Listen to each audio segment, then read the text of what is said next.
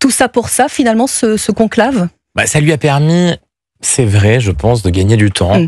C'est-à-dire et de peut-être mettre aussi les partenaires sociaux face à leurs responsabilités dans un contexte où ils voulaient dépolitiser un objet très politique. Rappelons-nous quand même que ça avait été un long moment, un moment de difficulté parlementaire en particulier, avec des parlementaires qui, peut-être à juste titre, ont déclaré à l'époque qu'on leur avait enlevé la possibilité de voter ce texte. Donc en réalité, voilà, il a essayé de sortir tout en gagnant du temps, en préservant une possibilité d'activer une activité gouvernementale classique et en détournant le regard sur ce dossier un peu brûlant, et le donnant à des gens très qui finalement, exactement, n'ont pas finalement très envie de s'en emparer. Alors c'est vrai que, est-ce que ça peut être une bonne stratégie politique pour les Français d'avoir un Premier ministre qui finalement joue la montre ?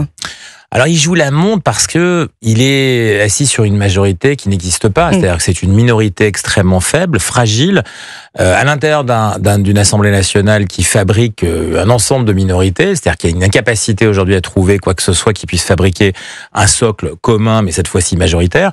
Donc de toute manière, il est obligé de jouer cette stratégie parlementaire qui ressemble à ce qu'était la 4e République, et donc de trouver des moyens, des accords, du temps.